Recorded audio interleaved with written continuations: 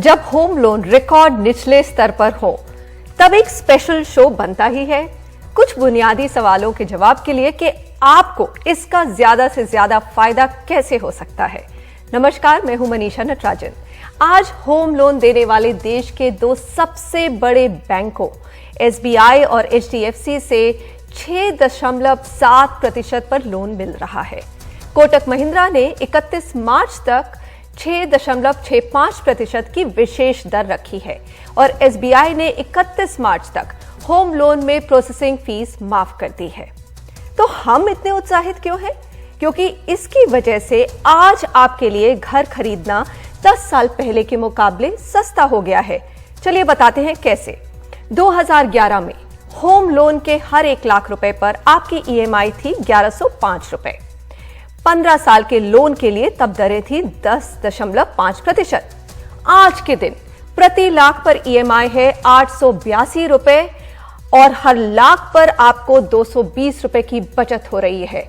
चलिए मानिए अगर आप 50 लाख का लोन लेते हैं तो आपको 11,000 रुपए की मासिक बचत होगी। तो आपको इस सस्ते होम लोन का फायदा कैसे मिल सकता है, जानने के लिए फोन उठाइए और हमें कॉल कीजिए। हमारे साथ होम लोन के बेहतरीन जानकार हैं जो आपके बिल्कुल सही जवाब देंगे। एचडीएफसी लिमिटेड की एग्जीक्यूटिव मैनेजमेंट मधुमिता गांगुली और फी ओनली इन्वेस्टमेंट्स एडवाइजर एलएलपी के फाउंडर हर्ष शुंगता। चलिए हम सवालों का वेट करते हैं। तब तक मधुमिता जी, मैं आपसे ये जानना चाहूंगी, क्या इंटरेस्ट रेट कम है होम लोन पे सिर्फ इसीलिए मुझे घर खरीदने के बारे में सोचना चाहिए? तो पहले hi Manisha and nice coming to your show, thank you so much. पर इसमें मैं ये बताना चाहती हूँ कि interest rates, yes they are the lowest, that's one reason. And the second big reason is कि ये जो आपके प्रॉपर्टी प्राइसेस हैं आज के दिन में दे हैव बॉटम्ड आउट। आज के दिन में आप देखेंगे तो प्रॉपर्टी प्राइसेस आपको मच सस्ते दरों पे मिलेंगे जो पहले नहीं थे। दूसरी बात ये है कि builders are far more open to do a negotiation with you. अगर आप खरीदना चाहते हैं तो आपको नेगोशिएट करके बेटर प्राइसिंग देने के लिए तैयार है आज के दिन में बिल्डर्स। तीसरी बात ये है कि आपकी जो टैक्स बेनिफिट्स, अभी देखिए गवर्नमेंट ने भी अनाउंस कर दिया है टैक्स बेनिफिट्स एडिशन, जो आपका 1.5 लाख तक जो था आपका for first home and for affordable homes, उसका पीरियड भी एक्सटेंड कर दिया है। तो generally the environment is very positive, sentiments are very positive and I think this is the right time, ये राइट टाइम है रियली प्रॉपर्टी खरीदने। चलिए हर्ष, एक बड़ा सवाल जो मिलेनियल्स बोलते हैं जिनको, और यंगस्टर्स हैं, वो बोलते हैं कि मैं क्यों खरीदूं, मैं रेंट पे भी रह सकता हूं। लेकिन ये जो विचारधारा है कुछ पेंडेमिक में बदल सी गई है। लोगों को लगता है कि एक अपना घर होना जरूरी है और अगर छोटे घर में है तो बड़ा घर हमें लेना चाहिए। हाँ बिल्कुल। अब जो है लोगों को मेरे ख्याल से एक तो बड़ा घर वाली बात आपने सही कहा कि अब घर में अगर दोनों हस्बैंड और वाइफ दोनों ही काम कर रहे हैं और वर्क फ्रॉम होम कर रहे हैं तो ऑब्वियसली उन्हें अपनी अपनी जगह चाहिए, क्योंकि उनके कॉल्स होते हैं तो वो एक दूसरे के अंदर वो इंटरफियर ना हो। इसलिए आप देखेंगे कि जो ट्रेंड है वो भी चेंज हो गया है। जो पहले 1 BHK जा रहे थे अब 2 BHK जाने लग गए। तो मतलब दैट वो ट्रेंड एक चेंज हुआ है जी। हर्ष, थोड़ा सा 1 मिनट रुकिए। मेरे ख्याल से सूरज कुमार हमसे जुड़ना चाहते हैं, उनका एक कॉल है। सूरज जी बताइए आपका क्या सवाल है? मेरे ख्याल से आप भी यही जानना चाहते हैं कि रेंट पे रहे कि घर खरीदें अपना। नमस्कार मैडम जी। नमस्कार जी मैडम जी, मैं आयानगर से बोल रहा हूँ और मैं इस टाइम बहुत ही ज्यादा दुखी हूँ, बीमार हूँ, किराया भी नहीं भरा जा रहा है मैडम जी, और अपना घर बनाना चाहता हूं मैं। चलिए, तो यानी कि हम इस सवाल पे आ गए हैं कि वो कैसे ले सकते हैं अपना घर, क्या एलिजिबिलिटी क्राइटेरिया है, लेकिन उस पे हम थोड़ी देर में गौर करते हैं। हर्ष, पहले ये रेंट और वर्सेस बाय का जो डिबेट है, आपको लगता है कि अब मिलेनियल्स को भी ये लगने लगा है कि अपना पहला घर तो अपना एक होना ही चाहिए, इन्वेस्टमेंट्स छोड़िए, रहने के लिए अपना घर अपना होना चाहिए?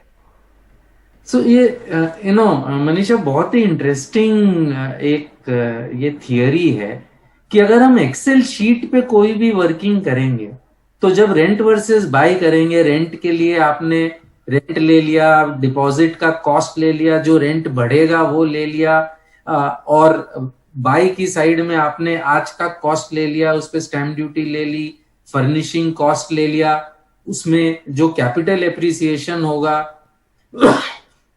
वो ले लिया, लोन का जो इंस्टॉलमेंट देना, अपने कैश फ्लो वर्कआउट करेंगे तो करीबन हर स्प्रेडशीट में आपको दिखेगा कि रेंट का पलड़ा भारी पड़ता है।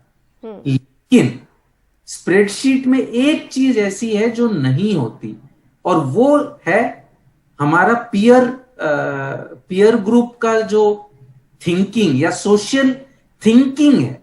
आज अपना घर होना, चाहे वो लोन लेके लिया हो या अपने पैसों से लिया हो, अपना घर होना उसका एक रिक्वायरमेंट है, सोशल रिक्वायरमेंट है, जो आप नकार नहीं सकते, जिसकी वैल्यू आप मेरे मतलब स्प्रेडशीट पे उसकी वैल्यू नहीं डाली जा सकती है। हर्ष, आप ये कहना चाहते हैं कि अपना घर, आप इन्वेस्टमेंट्स के लिए प्रॉपर्टी खरीदें, उस पे हम ये जो है डिस्कशन नहीं कर रहे हैं।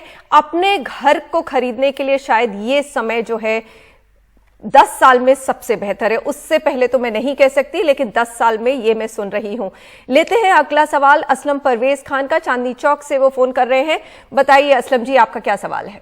जी मेरा मैडम साहब नमस्कार, आदाब अर्ज है। आदाब अर्ज है। मैं ऐसा है, मैं एनसीआर में 100 गज का प्लॉट लेना चाहता हूँ, तो कहाँ पर मुझे सस्ता और अच्छा मिलेगा ये बताएं आप, मेहरबानी करके। इस समय तो असलम जी हमारे पास 2 होम लोन के एक्सपर्ट्स हैं, तो कहाँ वो मिलेगा वो मैं आपको अलग से एक एक्सपर्ट से पूछ के उसका जवाब दे दूंगी। लेकिन मधुमिता जी, इससे ये सवाल भी उठता है कि लैंड के लिए क्या ये होम लोन मिल सकता है, और ये जो घटे हुए दाम है उस पे मिल सकता है? जी, तो लैंड लोन्स के लिए हम लोन देते हैं प्लॉट खरीदने के लिए, जिसपे आप मकान बना सकते हैं। और आप देखेंगे मनीषा जी दैट छोटे शहरों में लैंड की प्राइसेस भी कम है, तो वहां बहुत लोग लैंड खरीद लेते हैं पहले, उसके बाद मकान बनाते हैं, तो उनके भी दर कम है और मैं इजीली ले सकते हैं लोन। आई मीन जो आपके लोन के होम लोन की जो एलिजिबिलिटीज है वही अप्लाई करेंगी प्लॉट लोन्स में जी। तो यानी कि जो बिल्डर के प्लॉटेड डेवलपमेंट है मधुमिता जी, उन पे भी लोन मिल सकता है? उस पे भी अगर वो प्लॉट खरीद रहे हैं बिल्कुल ले सकते हैं। चलिए, कोई इसमें पाबंदी नहीं है, बिल्कुल ले सकते हैं। चलिए, एक ये बहुत बढ़िया सवाल ईमेल से आया है कि मेरा एसबीआई में सैलरी अकाउंट है, लेकिन आज तक वो मुझे होम लोन नहीं दे रहे हैं, ऐसा क्यों? मेरे ख्याल से पात्रता की बात आ जाती है, एलिजिबिलिटी की बात आ जाती है। हर्ष, इस पे कुछ रोशनी डालिए कि क्या बेसिक एलिजिबिलिटी होगी?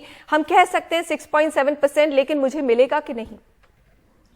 तो सैलरी होना और सिर्फ एक बहुत इंपॉर्टेंट पैरामीटर है, लेकिन और भी कई पैरामीटर्स हैं। तो अब इनके क्या प्रॉब्लम है, क्यों इनको बैंक लोन नहीं दे रहा, वो नहीं समझ में आ रहा है। बट मोस्ट लाइकली तो जो उनको लोन की क्वांटिटी चाहिए वो इनके सैलरी के मुताबिक शायद ज्यादा होगा, या उससे भी ज्यादा लाइकली ये है कि इनका पास्ट जो ट्रैक रिकॉर्ड है, जब भी इन्होंने अप्लाई किया तो बैंक आपकी ट्रैक रिकॉर्ड मांगती है क्रेडिट ब्यूरो से, और उस ट्रैक रिकॉर्ड में अगर कोई दिक्कत है, कोई पुराने टाइम पे आपने लोन लिया जो समय पे नहीं दे पाए थे आप, या कुछ डिफॉल्ट हुआ है, तो फिर आपको नया लोन मिलने में दिक्कत होगी।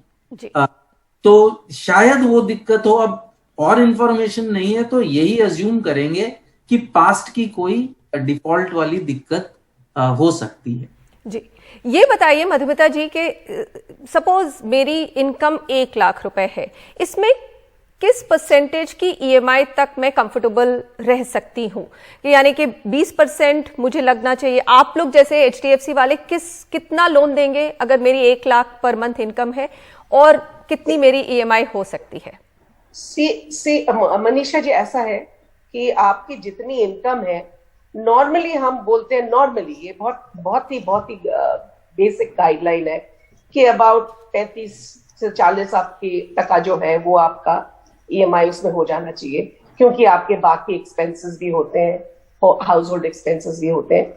बट जब हम लोन एलिजिबिलिटी डिसाइड करते हैं मनीषा जी, तब बहुत कुछ देखते हैं उसमें कोई और इनकम है कि नहीं, उसमें वो कितना ईएमआई सर्विस कर पाता है, कुछ और लोन वो सर्विस कर रहे हैं कि नहीं।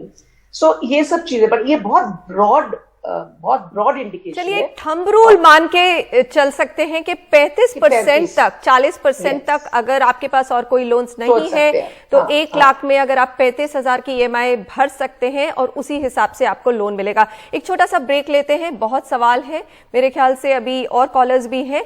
वापस आते हैं होम लोन्स के बारे में बात करने के लिए।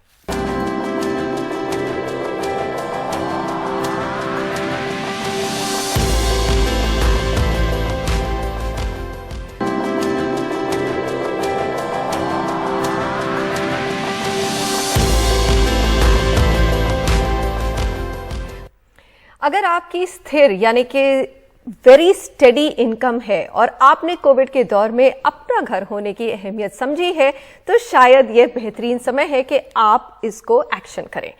होम लोन की दरों में रिकॉर्ड गिरावट है। देश के सभी बड़े शहरों में घरों की कीमतें भी 5 साल से बदली नहीं है, और जानकारों के मुताबिक ये समय घर यानी कि अपार्टमेंट या लैंड खरीदने के लिए बहुत सही है।